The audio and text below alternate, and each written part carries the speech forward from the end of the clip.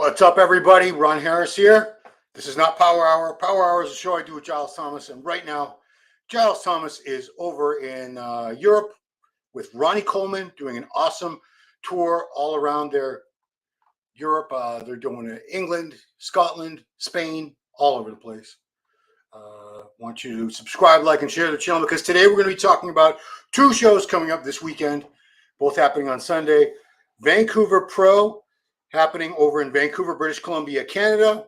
That's going to feature men's open bodybuilding as well as several other divisions, most of the divisions, if not all of them. We'll take a look at that. And, of course, in Atlanta, Georgia, the Lenda Murray show, the Atlanta Pro, Pro-Am, they all have amateur components, which has an excellent, stacked, star-studded 212 lineup. So let's get into it first, guys. First, we're going to take a look at Vancouver Pro. I want you guys to check out this website. It is called ifbbpro.com. Anytime you guys want information about an upcoming pro show, the schedules, competitor lists come out, things like that. So let's take a look. This is the home page. So, for example, now we want to go to the Vancouver Pro show. You can go to the website it'll show you the website. It'll show you how to get contact information for the promoter, Michelle Crack, and of course, competitor list, which is what we're looking at most closely here. See, they got men's open bodybuilding, men's classic physique, men's physique, women's fitness, women's figure, women's bikini. So they're missing a couple divisions. I don't see wellness on there. They don't have women's bodybuilding. Yeah, so they don't have all the division, but they do have men's open. That's what we're going to be focusing on. So I want to start with the front runners. We always go to the front runners. So this is an opportunity for some guys that haven't got their Olympia qualification yet to hopefully get it. We're going to start with this gentleman. We call him Beef Stu. Stuart Sutherland is his name. So Stu has had a pretty good season so far. Not as good as last season. Last season, he was runner-up at the New York Pro to Tonio Burton, took fourth place at the Cali Pro. This year, fourth place. This year, he's taken fourth place at both of those shows, New York and Cali Pro. And rather than wrap it up for the year, he's going to keep pushing for a win. He wants to get to Olympia, and why not? This young man, and he is a young man, let's look past the amazing full head of thick, bushy hair, which is the envy of many, many pro bodybuilders who are no longer able to grow their hair because they've gone bald. This kid has a tremendous physique, thick, dense, balanced, really not missing anything. Quads, hams, calves, arms, delts, chest. Very, very balanced, and he comes in great condition. People were asking, when's this guy going to win a show? He just needs to find the right show. Obviously, New York Pro this year was very tough. I mean, the top two at that show alone, talking Nick Walker and Martin Fitzwater, were just fantastic. Getting past those two would have been very difficult. Third was Tonio, right? I believe. So he is looking for a win. Hope he gets it. Great guy, great kid. I call him a kid. He's still in his 20s. He's got a very, very bright future ahead of him. And the best nickname, Beef Stu. So this could be his chance. This could be his Olympia qualification right here if he could win this show. And there's not too many guys I see standing in his way, but one of the guys, John Jewett, also has a really good chance of winning. John, former 212 standout, had done as high as fourth at the Olympia. This time he is now an open competitor, took runner-up at the Legion Sports last fall in a post-Olympia show, took third place at the Toronto Pro this year behind Akeem Williams and Quint Beastwood, Quentin Aria. John has gone from a 212 competitor to a guy in his the lower 230s, but that's that's 20 pounds of muscle. And I don't know if he really gained 20 pounds of muscle or if he was losing some muscle to get down to 212. That's my suspicion. Very cool guy, very down to earth, super intelligent. Has the J3 University, if you've seen his Instagram. He's got the website, very educational, informative, always talking about different aspects of nutrition, supplementation, PEDs, contest prep, peaking, training, everything you'd want to know. So this is a thinking man's bodybuilder in the same vein as the late Mike Mentzer. and Lee Labrada, who's still with us. Super intelligent guys. Rich Gaspari, I would count among that crew. Dorian Yates, I would count in that group, of course. Guys who weren't just tremendously built, but they were able to share their knowledge and expertise with people. Look at John. Really, the only thing I want to see more of is back thickness on John. He's got everything else. He's so thick. He's got a great physique, this guy. And I do see him as obviously a first call-out guy. And if he doesn't win, I'd be surprised if it's not him or Stuart. There's a couple other guys certainly looking fantastic we're going to get right to also. And here's the next one. Straight out of Germany. This is Tim Budesheim. So Tim took 7th in New York Pro, 8th in the Cali Pro, 5th in Toronto.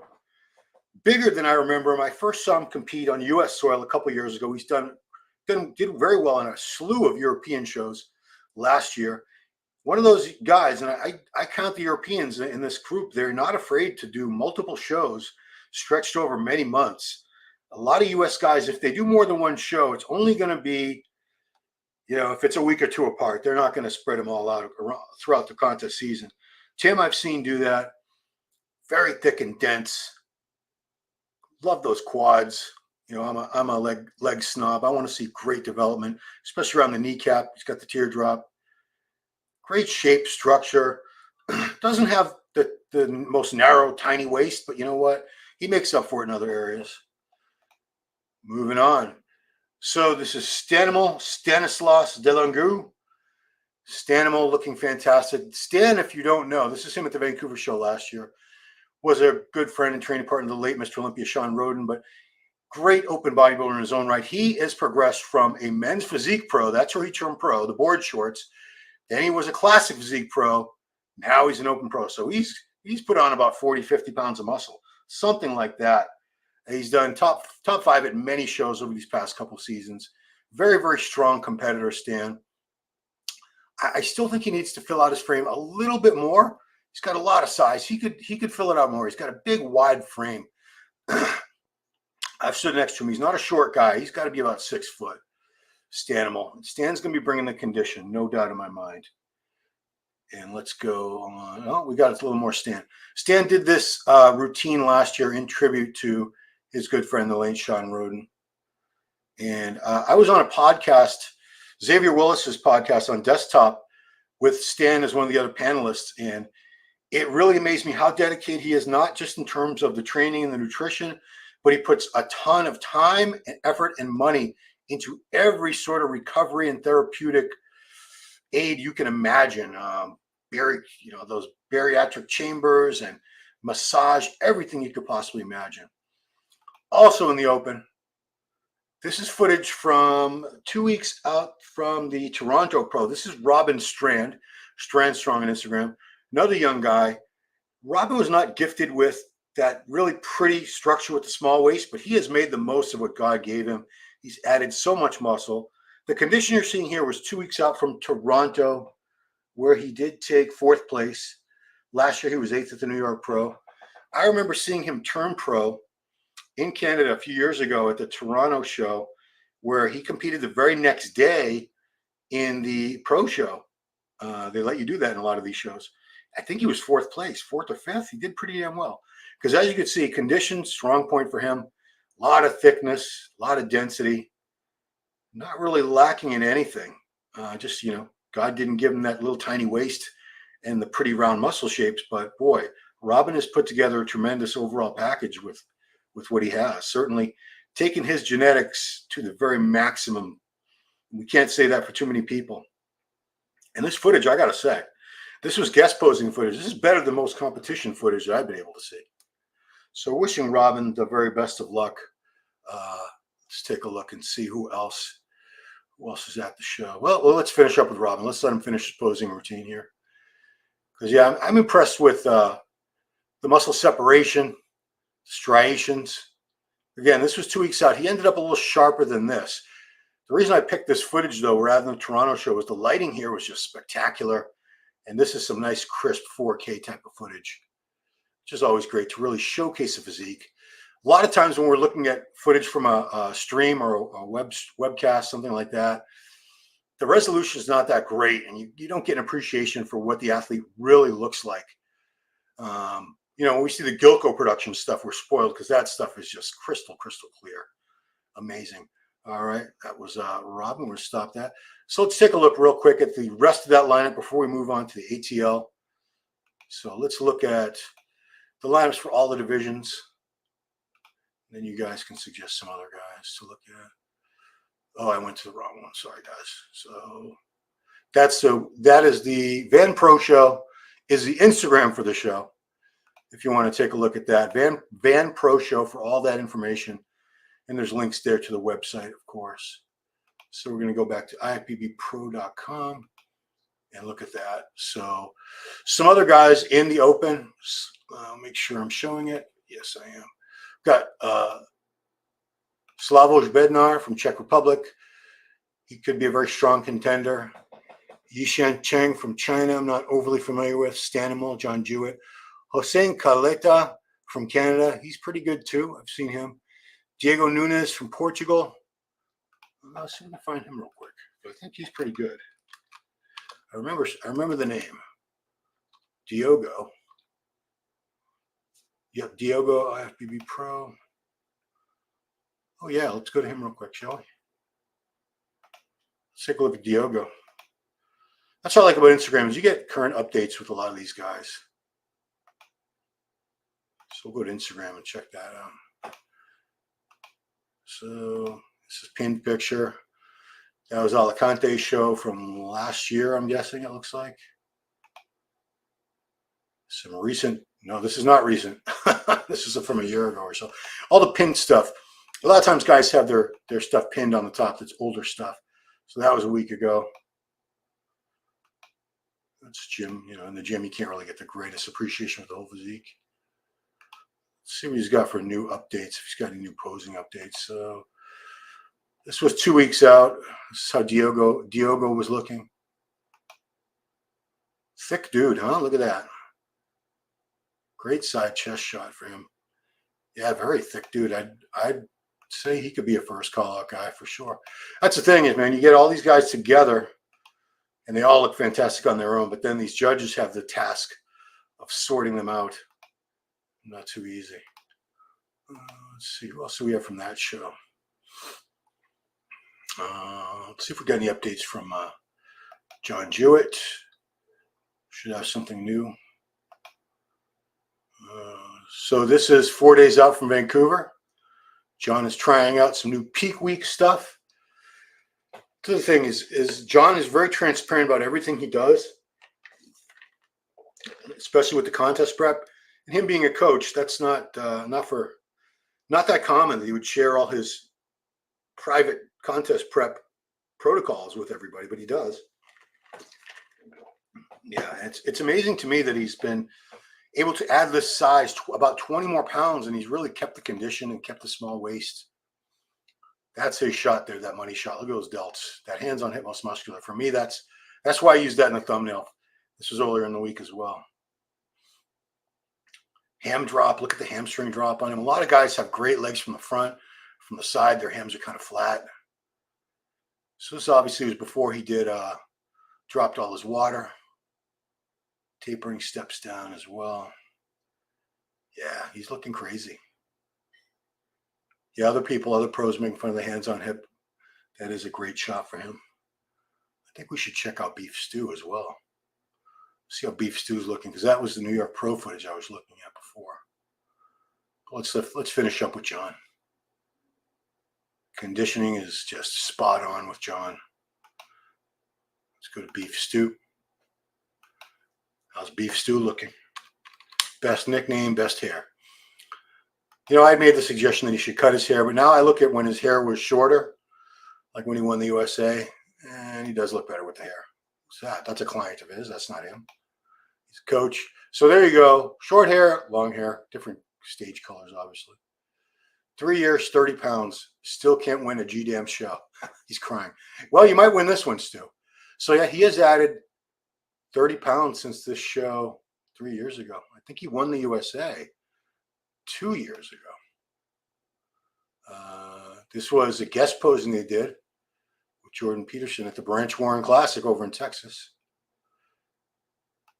It's great. Not many crowds get to see a guest poser who's in contest shape. Stu is right there. Great physique. Stu is he's got a bright future ahead of him. If for any reason he doesn't win a show this year, which I think he might, he's got a really good chance of winning this Vancouver Pro. I would not count him out. There he is doing the ice plunge challenge, cold plunge tank. Okay, that's enough of that. Look at that hair. And there's some more clients. That's a great shot. This is a few weeks out from the Cali Pro.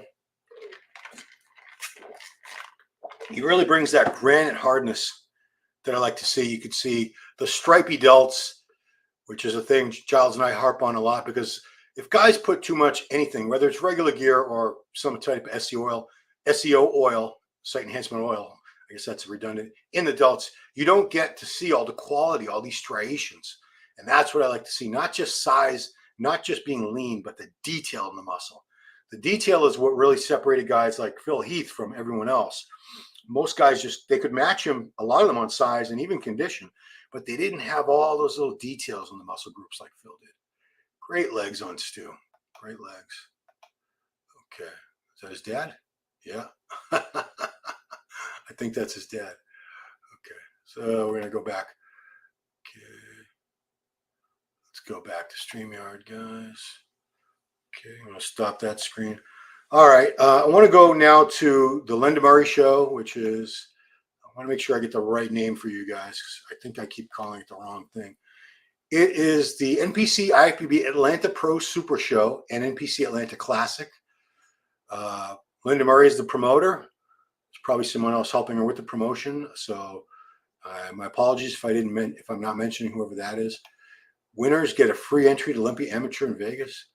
All right. So this is, let's take a look at the lineup first before we start looking at footage. Okay. So let's present that to you. Share screen.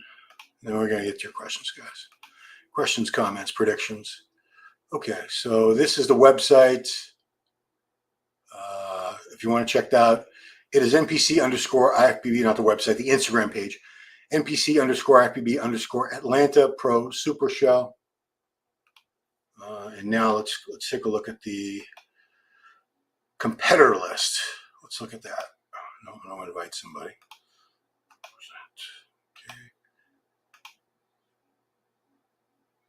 Okay. All right. So here we are at ifbbpro.com.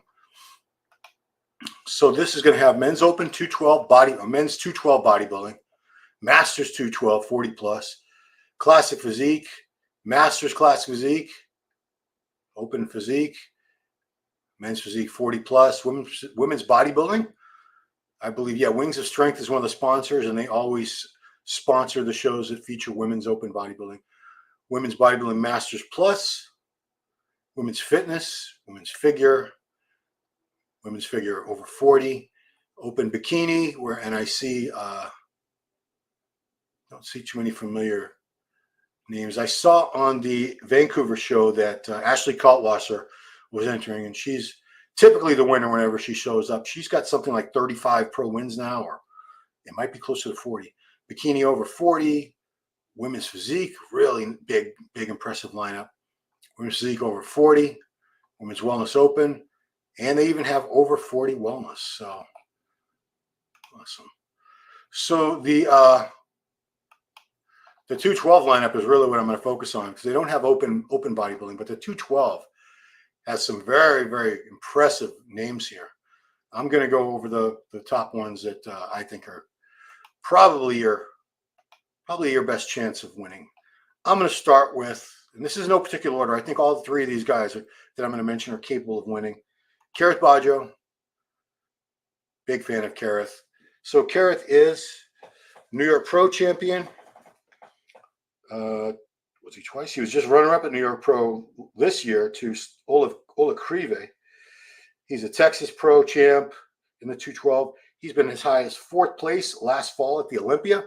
So very, very highly ranked. The highest ranked current competitor, we do have Dave Henry in the show, who has won the Olympia years ago, but Right now, I'd say Kerrith is probably the top seeded, top ranked guy. Not to say that he's definitely going to win, but I think he's got a great chance. This is Kerrith at the New York. He was just a little bit off his best. Ola Creevy didn't blow him off the stage. He edged him out a little bit, mainly due to conditioning. Ola was just really crisp, really granite hard.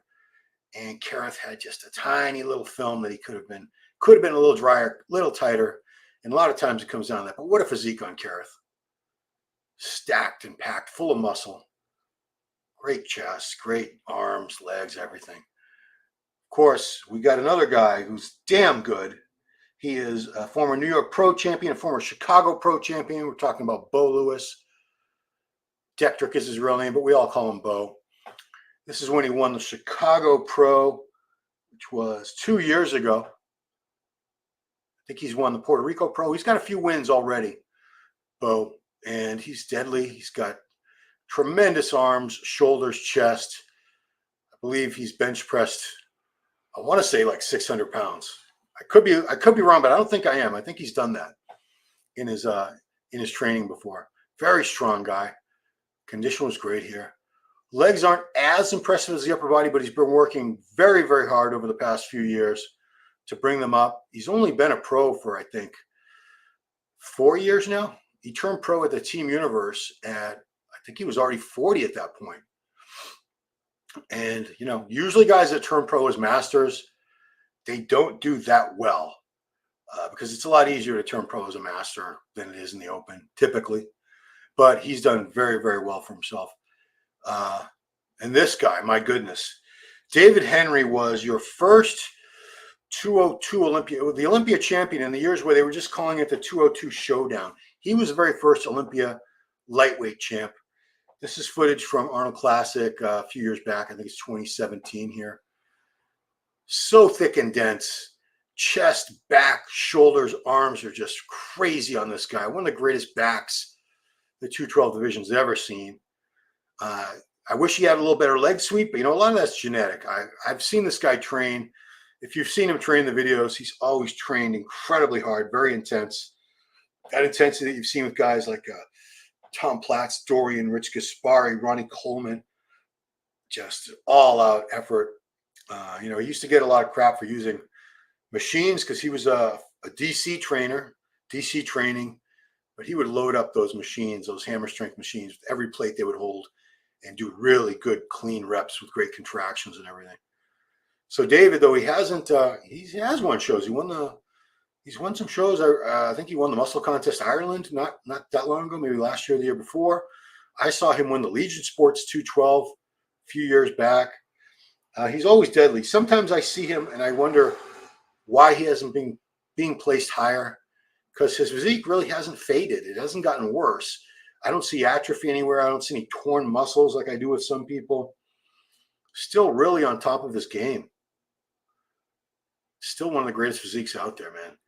And he was doing well in the open shows before. He started competing in the pro ranks before they added the 202 division, which is the first lightweight division before we went to 212. He made the Olympia once, maybe twice, open Mr. Olympia top 10, which is very, very tough to do as a 212 guy. And he was doing it way back when. I'll go show you guys Nate. Nate Tello, my boy. Nate's doing it. Say my boy. He's not a boy. He's a grown-ass man. Well, let's take a look at Nate's updates. So Nate is the owner. Let's take a look. Nate is the owner of Gym Hub in Boston, right where I am. He's a good friend of Jose Raymond, and Jose does his preps for him. Okay, these are some recent updates from 3 days ago. Beautiful shape and symmetry, conditioning. Not a mass monster, but a very symmetrical, very well put together physique. Really not lacking anything. You know, Jose does not let people represent him as clients unless they're in awesome shape. There's a Victor Martinez a few weeks ago. Victor stopped by. Yeah, a lot of guys. It's a gym in downtown Boston. It's in the financial district. Every time Jay Cutler's in town, this is where he goes to train. I've trained there a few times. Jose Raymond runs his training business out of there. That was a webcast. That's his dog, Rocky, a little white Frenchie that has the run of the place. He's the mascot. 2018 to 2024. I think he turned 2018 is when he came back to competing after and not doing it for many years. That's him and Jose. I think that is Chris Aceto's son right there. What's his name? Farid? There's Rocky. There's Jay Cutler telling you how great Gym Hub is. Let's see what he's got in his stories, if he's got any. Oh, he shared my story. Thank you, Nate. Appreciate that. Fasted check-in pics from this morning. That was today. He's definitely bringing the condition. Okay. I think I'll look at another guy. So there's some more guys doing the show. Ryan Walters from down in, I think it's You versus You. Yeah, You versus You, IFBB Pro.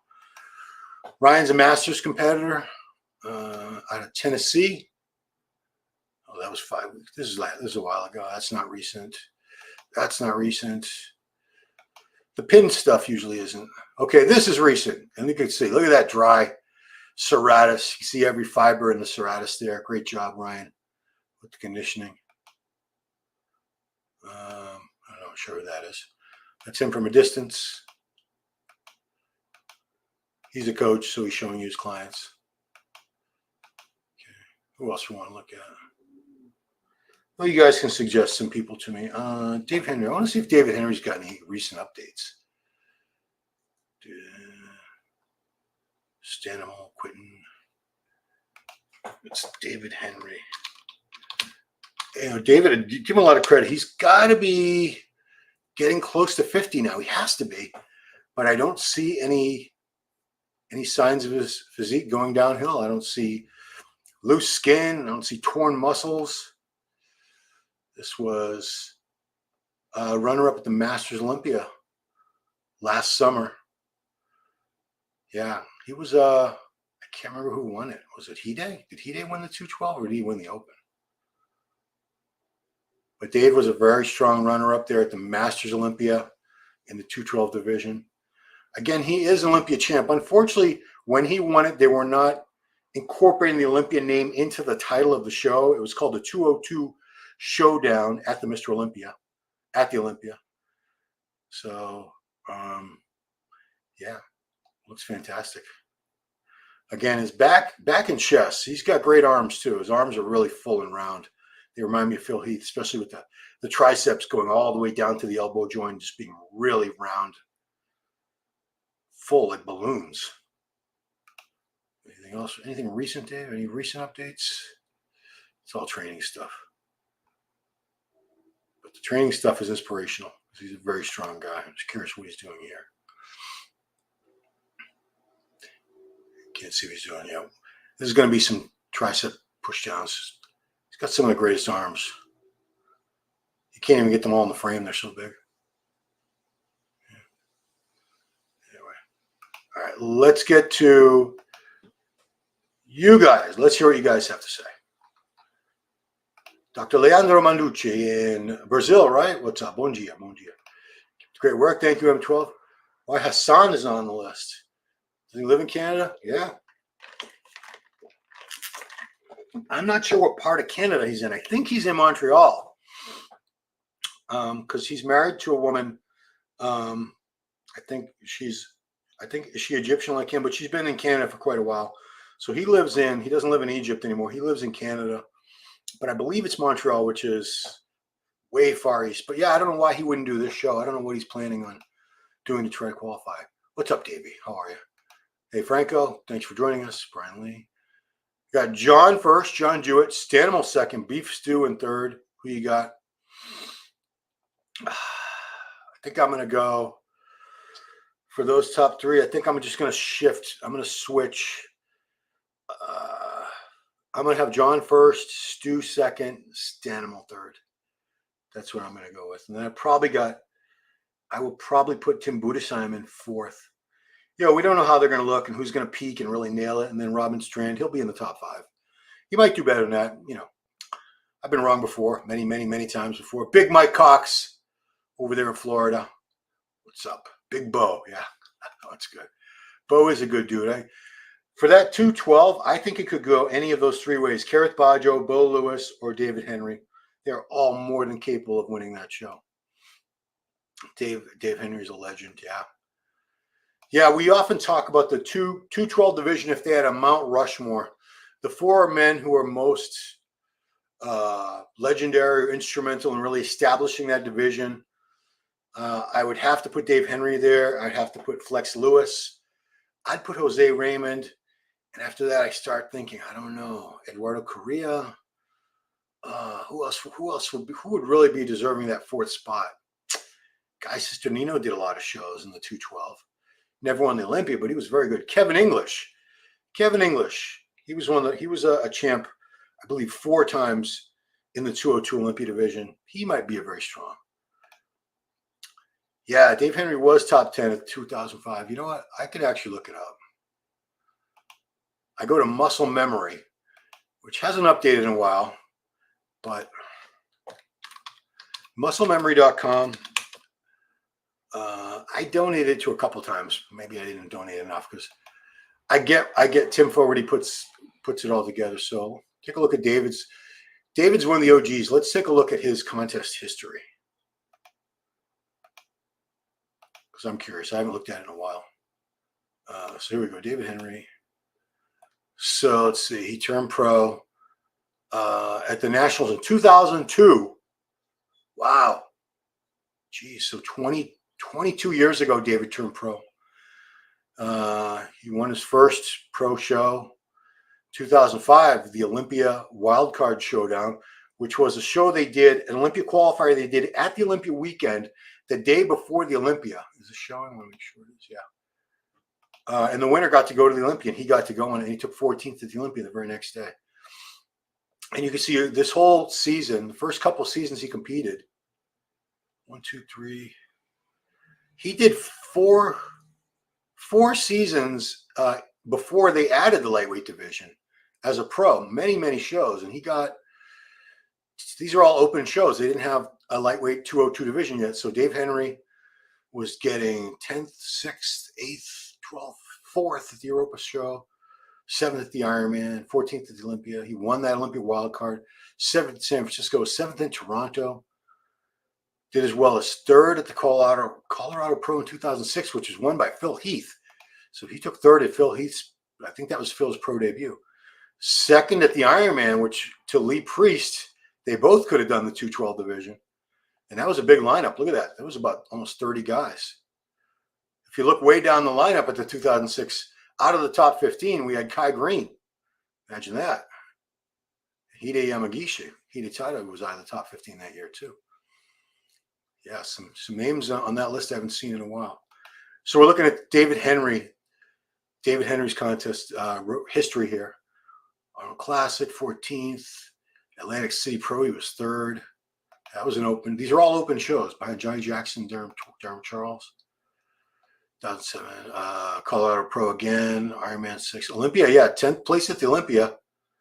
And in 2008, the first year they added the lightweight division, which was 202, they allowed crossovers that year. So David got first place. He won the 202 Olympia Showdown, and he got 15th in the Mr. Olympia. They were still allowing crossovers. That same year, he crossed over at the New York Pro. He got 2nd in the lightweights to Kevin English, who was the Olympia champ at the time, and also got 4th in the Open. Kai Green won that. It was Kevin English. Ronnie Raquel beat him there. Look at all these guys. There's big lineups back then. Yeah, so the first couple of years of the 202 division, they did allow for crossovers. And then then he starts winning. He won the Tampa Pro, won the Jacksonville Pro. David Henry won the Europa Super Show. I was at that one. Cheru Classic, Phoenix Pro, Cheru Classic again. David Henry's had a lot of wins. 2nd at a lot of shows too. What was the last one? I would say Legion Sports. I don't see Legion Sports on here, but I know we won it because I was there.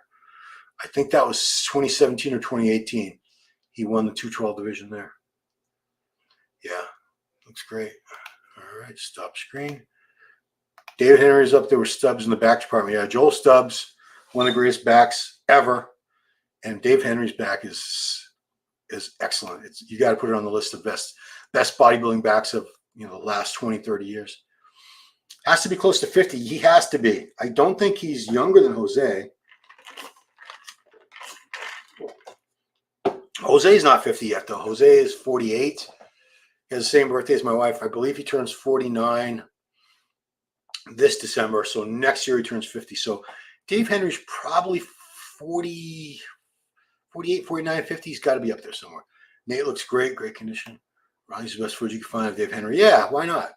I mean, I try to find the best footage of everybody. When I'm looking, Raymond, for clips of guys to use, I try to find footage clips that show them at their best, because every one of these guys has their shows where they look fantastic and shows where they maybe were off just a little bit. And I'm not going to choose the footage where they look nasty. I'm gonna bad. Nasty sometimes means good.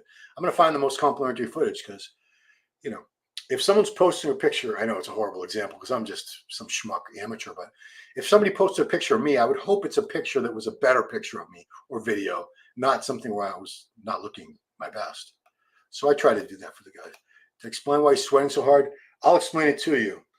So the central air conditioning in my house failed a couple weeks ago, and we're getting estimates to get it repaired. I think we're gonna have to have it replaced. So I am on the top floor. We have 4 floors in my home. It is how hot out right now? Let's see. Temperature where I am is 88. And if I put my fan on, it makes noise, but it tells you the temperature. It is 88 degrees in this room right now. But I can't have the fan on because then you hear that going, wah. The hair is making me jealous. Mike, you actually can rock the bald head pretty well. They're really close shaved. But yeah, I'm happy that my hair is growing. I look at Facebook memories come up from a couple of years ago, and oh boy, I was down a lot of hair. My hair was up to here. Yikes. Stanimal for the FTW or for the win? Why not? I don't think he's won a show yet. He's been top 3, top 4 a few times. He has yet to win an open show. I think he won Men's Physique, a pro show or 2, and the same in Classic. He might have won one of those. He has not won an open show as far as I know, but he's been close. Kevin had unreal proportions, but got a bitter taste when he lost. I think if we're talking about Kevin English, the 212 champ, yeah, Kevin was fantastic. They called him the Ronnie Coleman of the 202s. It used to be astonishing to us how he would get down to 202, because he was known to be as heavy as like 230 or 240 just 4 weeks out. I think he'd be like 225, 230 at like 2 weeks out, and he had to get all the way down to 202. And he did it, but 212, he was doing it's odd because he had such a hard time because he got big. Kevin English used to get up to, I want to say 260 or so he can't be more than like 5'4". So he got really big and heavy in the off season. He used to come down to 202. Oddly, when it shifted, when they gave him 10 pounds, when the division added 10 pounds and became 212, he didn't do as well as he had before. Of course, we also had Flex Lewis on the scene at that point. Flex was just starting to beat everyone's ass. Mike Cox is 212 for Rushmore. I like Dugdale a lot. I don't know if I'd give Mark Dugdale. I'd put him on that. Kevin English I would definitely put Kevin ahead of Dugdale for that. I think that would be my Mount Rushmore, because Mount Rushmore, you can only have 4 faces. I would go Kevin English, Jose Raymond, Flex Lewis, and Dave Henry. I think that would be a great 212. Dugdale was impressive. He was. And the thing about Dugdale that was more impressive was he was a good 3 or 4 inches taller than most of the other 212, the top guys in the division. He was 5'8". That's very tall for a 212. I think he was a 202, but he was fantastic. I remember he owned like a big grocery store or a chain of them or something. So he certainly didn't need bodybuilding, but he was very impressive. Beautiful shape, symmetry, great conditioning. Kevin English would really suck down too. Yeah, don't forget Rich Jones. Rich didn't do too much. Rich Jones from actually my area. He's from Massachusetts. He's from the Boston area. Yeah, I always thought Richard was going to do more. I don't know why he left competing so early. I think he ended up becoming a police officer. Is he out in, I want to say like Reno or Vegas? I think he's out west somewhere. Yeah, but every great once in a while he comes back here to visit to Boston. I see pictures of him pop up. Doug Dill's in the middleweight class in the 98. Oh, he was in your class, Mike. Yeah. And he ended up turning into like the Hulk. He ended up moving up to light heavyweight, but he was fantastic, Mark Dugdale. Yeah. Yeah, Mike always talks about that class. You know what, Mike? I want to show people that. I want to show people that class. I know you don't mind. So we're going to go to the USA 1998. This is a class that Big Mike Cox was in. And it was a hell of a class. USA Championships NPC. So let's do that. Well, we have you here, Mike. Why not? So let's go to 98 USA. So that was the year Dennis James won. Melvin Anthony was second. Orville Burke third. All three of them went on to have great pro careers. Aaron Madron. So this was the super heavyweight class I'm looking at first. The late Brad Hollowell in 14th. Jason Arntz won the heavies. Tavita, you guys remember him? Some of you do. Garrett Downing, Rodney Davis. Rusty Jeffers is still around, still doing well. Light heavyweight was Troy Alves. Rob Lopez, good friend of Victor Martinez. P.D. Devers, rest in peace, he passed away. It's light heavy. Charles Rayardi, he became a pro. Who else? And now we get to the middleweight class. Richard Longwith, I forgot all about him. Wow. So Richard Longwith won. Steve Cantone from Boston, second. He was fantastic. Kevin Creedon. Ron Norman, a great accountant. Tito Raymond, Jose's older brother, in 9th. Chris Dim, who would turn pro later, with 10th. Garrett Townsend, I think Garrett turned pro. Mark Dugdale was down in 12th. Pat Masuda, Tony Potenza, Brady Samuels, 20th. Mike, you didn't make top 20. You were last place. But, Mike had just started competing. He got a big, like a lot of people did back then, you get a big reality check when you go to the national level. I didn't get to the national level until 2009. After a full 20 years of competing, I did the universe, and I was like, wow, I got my ass handed to me. Bantamweight. So this is musclememory.com, guys. It hasn't been updated in a couple of years, but he does have a ton of contest placings on there. If you ever want to look at all these contests. I'm going to go to Team Universe just so we can find my first pro show. I never did a pro show. What do you call it? Don't tell me they don't have the Team Universe. Oh, there it is. I'm looking in the U's, dumbass. So I was not in the heavyweights. I was in the light heavyweights that year. I'm way down there, 9th place out of 10, 11, 12, 13. I took 9th out of 13 in my first national show. Didn't beat too many people. This guy here who was out of the top 10, Matthew Cena, I think you know who his older brother is, John Cena. That is his younger brother, Matthew. He looked good. He just wasn't in great condition. Wendell Floyd, whose sister is also a pro now. Kiyoshi Moody.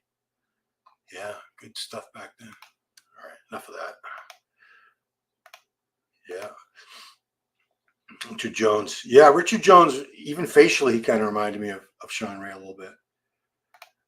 Dugdale was a good-looking dude. He had a great physique. Yeah, he was on and inside a lot of magazine covers.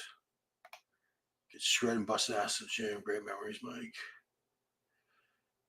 Yeah, Mike's an OG. He's not as old as me, but he's not that far behind. Raymond has Beef Stu and John surpassed Stanimal and Robert Strand already. Surpassed.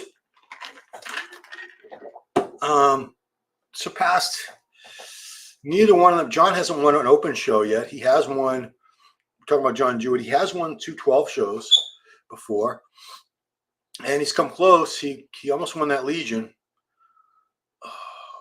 Who's the guy that beat him? He sounds like DMX.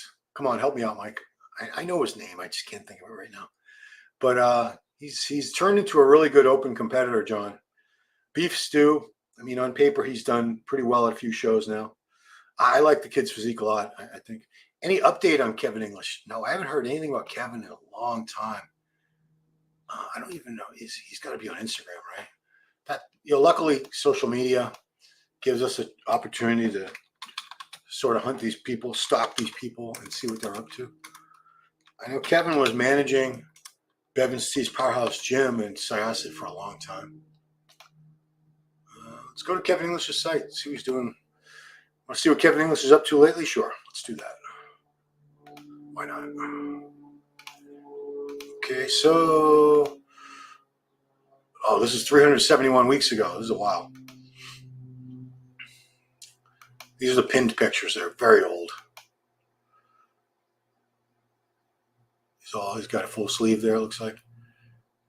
Still a big guy. I don't think he's ever going to be a skinny guy. There's his food. Always going to have those guns. Look at the arms. Yeah, I don't remember him having he must have got all that ink after he retired. I don't remember all that. These are all old posts. 373 weeks ago. 374 weeks ago. There's Sippy and one Diesel Morel. Looks like he has not posted. 430 weeks ago. That's like 9 years ago. So Kevin has not been posting very. Yeah. So I don't know what he's up to lately because these are all very old posts, but he was great back in the day. Look at him there. He looked fantastic. There's a good shot of him. That was one of his Olympia wins. He was awesome. Unfortunately, his physique, everyone's got a prime, a peak. Prime, I guess, is the best word. Every bodybuilder has a prime for a few years, typically, where they look amazing. And then it kind of, being humans and having human bodies, things go downhill. The body just stops responding as well. You get injuries, joint pains, maybe health problems, maybe just life gets in the way. You have other priorities, but he had his time in the sun, and he was fantastic, Kevin English. He was a great champ for a long time. Some great shots from Pierre Bernal. Yeah, we had a column in MD. He had the column. I wrote it with him. I don't say for him because when I wrote those columns, I wasn't pulling this out of my ass. I wasn't just making stuff up. I usually came up with questions, or sometimes people would post questions on the MD forums for the guys, and then we would answer them in the columns. There was a great shot of Kevin from back in the day. Yeah, he was tremendous. Small, tight waist, great quad sweep, great shoulders, arms. He had an excellent back too. I wonder if there's any back shots here. That's a Pierre Bernal shot if I ever saw one. Yeah, he really was one of the thickest guys. There's that back. Yeah, he really didn't have any weak poses. I mean, that's why he won. I think he won it 4 times. Yeah, look at that. Super dense. Just packed full of muscle. Crab most muscular was an awesome shot for Kevin. Super thick chest, which not everyone's got a great chest. That's a nice, just standing there, relaxed shot for him. There is a Jose, and who's on the other side? I can't really tell. That's definitely Jose, though. Oh, that was Samuel Haddad. Samuel Haddad from United Arab Emirates, I think he's from. Yeah, that was Sammy. Yep, there's Sammy. I don't think he tagged him. Awesome arms. Yeah, that was a great shot. Look at that density of the chest, thick from top to bottom. Great. Look at that hamstring drop. It's like a crescent moon. I think a lot of guys, there is the cover of MD. I think a lot of the newer fans have never even heard of Kevin English, but he was one of the really founding fathers of the 202 division, which became 212. There's with Kai. There's Jose. Yeah, he was one of the guys who really established that division. Look at the back, like a cobra. Kevin was great. Here's with Jose. Great shots. Some dogs. All right, that's enough of that. Yeah. Okay. Last pro show Blue went to was the NOC. And I think that's the last year it was called Night of Champions. I think in 2005 it switched over to New York Pro. Yeah, and that's when Steve Weinberger took it over from Wayne D'Amelia. So it's different shows. I kind of consider them the same thing because they're It's the May Show in New York, and it's always been a very prestigious title. It was actually the first pro show historically. I think it began in 1978. For many, many years, from 1965 until 1978, 77 or 78, for many years, there was only one pro show a year, the Olympia. So if you're a pro, that's it. You did the Olympia, and first prize was like $500, $1,000. So you couldn't make a living. Wayne DeMilia did introduce the Night of Champions. I think it was 1978. Robbie Robinson was the first winner. And I think he won it the first 2 years. And then they started adding more pro shows so that these guys had more opportunities to make a living at it. John has reinvented his physique. We're talking about John Jewett, yeah. I actually smoked a joint with Titus in the bathroom. I'm surprised you guys didn't get busted because, it's a very strong smell. And there's always cops around there. Surreal to see him puffing on the stall when I walked in. He just handed it to me. Well, that was nice of him. Yeah. Met Ron there too. I thought I was Max Muscle, which was a compliment. Oh, yeah, Max Muscle, the store. The chain of stores. Yeah. Titus threatened Ron. Oh, a few times, Mike. Threatened to beat my ass with a baseball bat in the 90s when we reported on our 1-900-muscle gossip line that he'd been arrested, which he had. He ended up doing jail time for that. And then he threatened me years later when I wrote that story in MD. And don't ask me for a link. I can't find it anywhere. It was a story about the after party he had after the Olympia one year at the House of Blues, which was debauchery. I saw somebody having sex on the crowded dance floor on a little stool, and a lot of stuff was going on. There was a lot of drugs, a lot of people groping each other and stuff. Yeah, I mean, we partied hard. I was right there in the middle of it. I was partying my ass off, doing all kinds of party drugs. So I'm not saying I was an angel. I was not. So many stories from back then. Yeah, Mike partied too. We were party guys. We went through that phase, and we lived to tell the tale. Not everybody did. So I'm very grateful. I'm still here, alive and kicking. A lot of the guys that we used to party with are gone. They're dead and gone. Heart attacks, liver failure, kidney failure, mostly heart attacks. But yeah, I'll be 55, God willing, in September, and very happy to still be here among the living with you guys. Pick a Kamali doing a front double on the NYC street and looked identical to his flex picks. Yeah, Kamali used to go to the Sound Factory. Was one party after. I think that was the last year it was Night of Champions, 2004. I think I went to the party there at the Sound Factory. Kamali was there, Titus was there, and Dorian was there that night. Yeah. Great living. Oh, thank you. Blue RNG. Yeah. I appreciate you guys joining me, being part of it all. Aaron Madger makes you think when Jeremy Freeman won the Muscle Tech bench contest, like 89 reps. Oof, that's a lot of reps. Is Aaron still alive or did Aaron pass away? I can't remember because we've lost so many guys. Every once in a while, there's somebody I think passed away, but they haven't. I'm thankful. Believe me, I'm glad they're still with us. But we've lost so many bodybuilders. You guys made great. Thank you.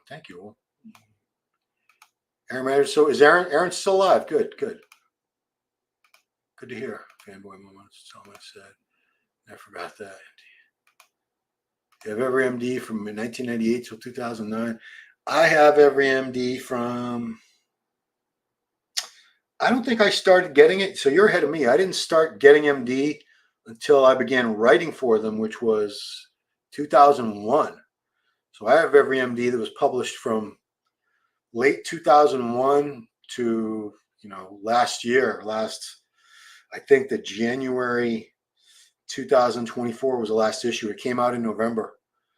Yeah, I still have behind me on I still have the covers up.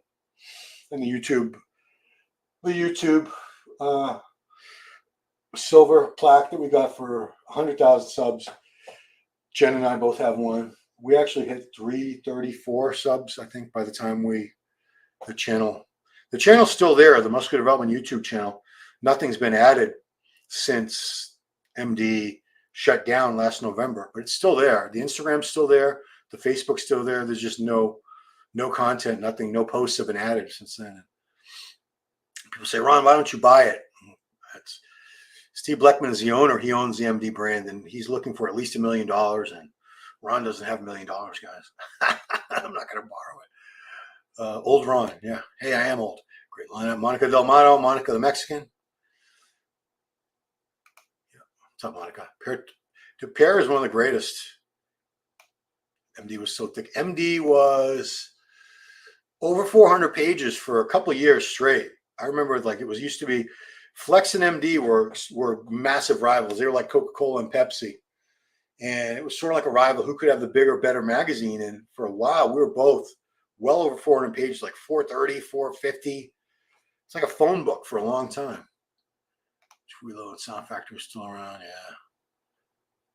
What's up, Mark? How are you? Oh, you still have it? Yeah, I can't even remember what it was. Oh, it's called Bodybuilders Gone Wild. I have it stored in like an old USB or something. Jeez, do I still have shit on floppy disk? No. Maybe I do. Well, that's how old I go. I mean, floppy disks to people my age doesn't sound old, but to the young guys, like, what the hell is a floppy disk? Well, I'm not 55 yet. I'll be 55 in September 21st. Me and Stephen King have the same birthday, but thank you. It's the hair. I mean, the hair made a difference. I got the hair transplant late January. My hairline was up to here. If I show you my Facebook memories just a year ago. Yeah, why not? Because the memories pop up.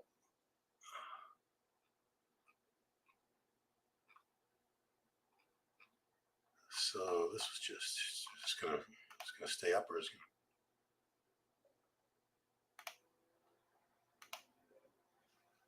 Yeah, I'll show you. I'll show you what my hair looked like 2 years ago.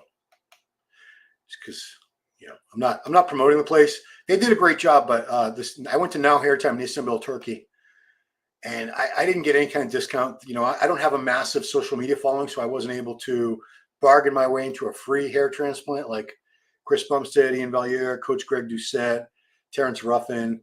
They can just, you know, they're not getting it for free. It's a barter. They're exchanging marketing and promotion, and I didn't have the platform to offer them. But this was my hair. Showing that was just 2 years ago. Look how much less hair I had. Yikes. Goodness gracious. Boy. So yeah, I'm very happy with the new hair. It was all natural MD. So the all natural thing only lasted, I want to say, for 2 years, 3 years. All natural muscular development. I remember, like, I think they had O'Hearn on the cover. I think Tito was definitely on the cover.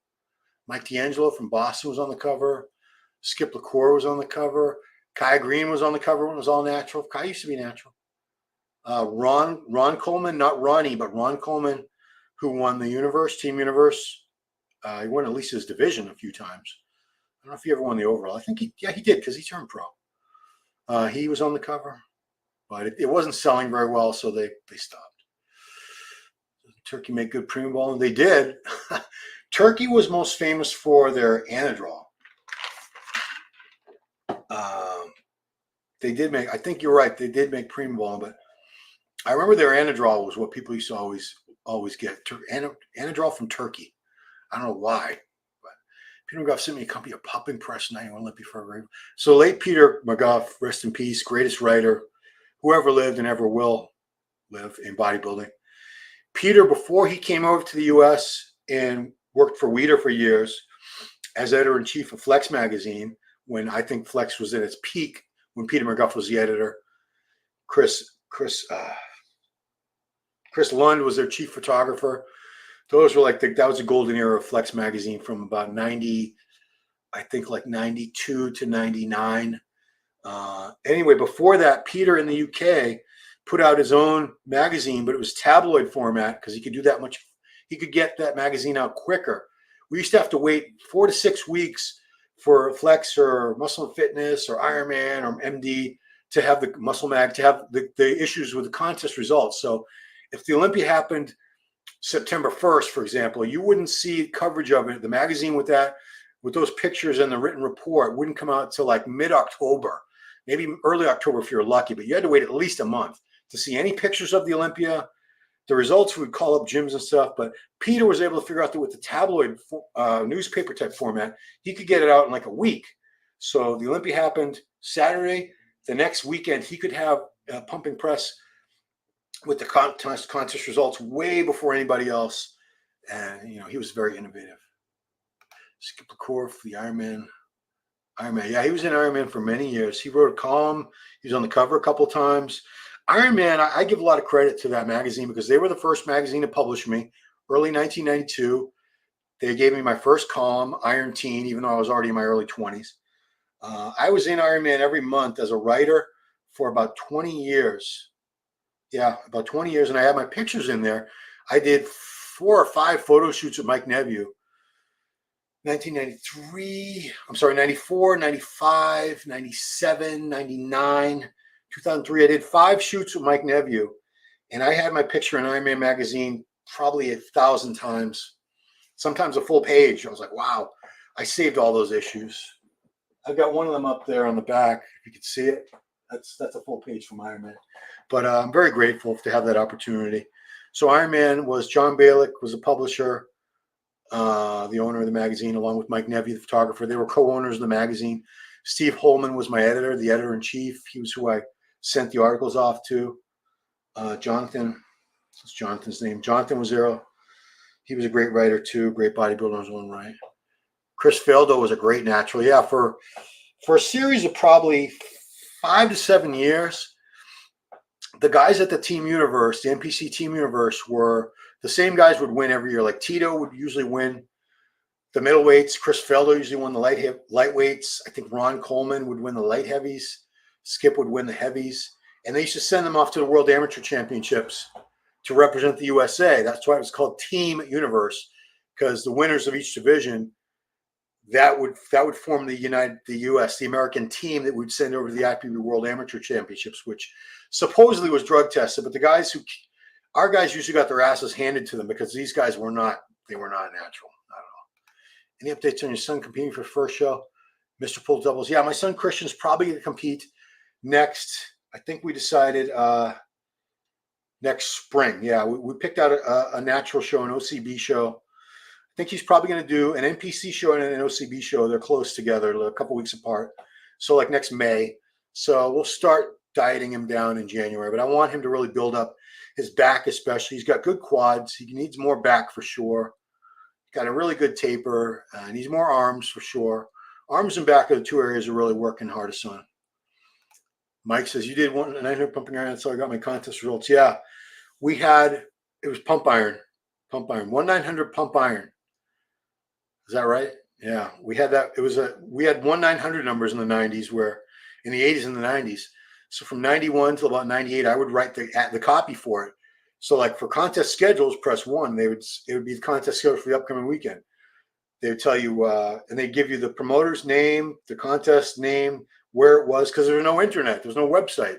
This is how you got your information. And they would give you the phone number of the promoter. You could call them and get more information, tickets, entry, whatever.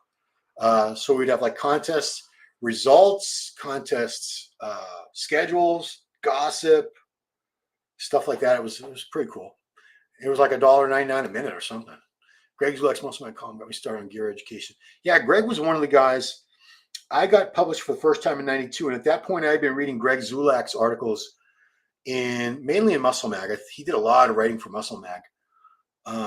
He was one of the guys I looked up to because he was a great writer, definitely really passionate about training, about the actual competitive side of the sport, did great contest reports, great training articles, interviews. So he was the guy I looked up to and said, I want to be like Greg Zulek. And I ended up becoming even more prolific, pumping out more material than Greg. I never say I'm a better writer than him. I never thought I still don't think I was like a great writer. I was pretty good, and I was very consistent, and I had a great work ethic. Editors always liked me because they could give me an assignment and just forget about it. They would never have to follow up and say, how's that article coming along? They knew if the deadline was April 15th, this is when we need these 3 articles for the next issue, they would have it usually no later than like the 10th, but I was never, ever late on deadlines. I was very reliable, and they knew they didn't have to edit my stuff heavily. It was always pretty well spelled, and the grammar was good. They didn't me grammar good. They didn't have to do much. It was very light editing, if any, required. So, did I meet Lonnie Teeper? I knew Lonnie very well. I knew Lonnie very well. Lonnie is the one that gave my wife Janet the nickname Cuban Missile. Lonnie trained at the same gym as me. It was a world gym in Pasadena, California, off Colorado Boulevard on Altadena Drive. It was a world gym for the first few years I was there, like 92 to 96, 97. Then the last 2-3 years I was there, it became a Gold's, and now it's gone. There's no gym there anymore. Great gym. But Lonnie was there all the time. I met Lonnie for the first time. He was instrumental in me becoming a writer for Ironman, because was it 91, 92? 92. Yeah, it was 92. I went down to the Ironman headquarters, where at the time they were still in Marina del Rey, which is just south of Venice Beach. If you know that area, the LA area, those beaches. They had an office in Marina del Rey. And for the American Muscle Show, I was down there with the camera crew, and we were filming Lonnie doing a pro Ironman preview. So we were there like a good month before the Ironman show. And, he was just hyping up all the guys that were going to enter the pro Ironman that year. And, that's where I met Lonnie, and he had a great sense of humor, and we connected pretty well. We always got along really well, me and Lonnie and I. And Steve Holman happened to be in the building, because we went inside and did a little tour, shot a little tour of the Ironman headquarters to include in the segment. And I asked Steve Holman that day, I said, how does one go about becoming a writer? Because at that point, I had already been writing scripts for the American Muscle Show for a little over a year, for about a year, I should say. He said, well, come up with something, give me something, a sample, a spec article, a column, something, fax it to me. In those days, we had fax machines. This is early 1992. I sent it off. He said, all right, we're good. He said, this is what we can pay you. I said, oh, I can get paid? Awesome. And that was the very first, that's how I became a writer. Ironman was the first magazine. And then about a year later, I started writing for Muscle Mag, the late Robert Kennedy's publication. He gave me a ton of work. Him and Johnny Fitness, Gino Edwards is his real name, gave me a lot of assignments. I'm very grateful. Those two magazines were how I was able to eventually become a full-time writer. And I was a full-time writer for, 24 years, 23 years. I'm not a full-time writer now, because the magazines are gone, but until MD folded in November. So I'd say from about fall of 2000 to fall of 2023. So well over 20 years, I was a full-time writer for bodybuilding magazines. The Ron Harris autobiography, no need for that. Wow. All right, guys. I can see I've already gone over an hour. I'm going to let you guys go. I'm going to say peace out. I want to thank you all for joining me. If you want further information, remember, here's where you can go. You want to go to ifbbpro.com. ifbbpro.com. Am I sharing the screen? I should be. This is the homepage of ifbbpro.com. So you can go to Atlanta Pro for information about that. Any pro shows that are coming up. Vancouver has all the info. You click on that and it takes you to the web. There's a link to the website. There's also contact information for the promoters. And usually by Monday, Tuesday at the latest of every week, there is the competitor list, so you can see who's competing in the show that weekend. And they will update it as the weeks go by. And that's it, guys. If you like the videos, and the content, please do me a favor. Subscribe, like, share, ring that bell. Also, please follow me on Instagram, Ron Harris Muscle. We'll be back with Power Hour next week. Right now, Giles is very busy taking Ronnie Coleman to a different appearance or two every single day. They're having a great time, sold out crowds, doing very well, as of course they would. It's Ronnie Coleman and Giles, the dynamic duo. So, guys, thank you so much for joining me today. Appreciate it very much. And I will see you guys next time. Thanks for watching.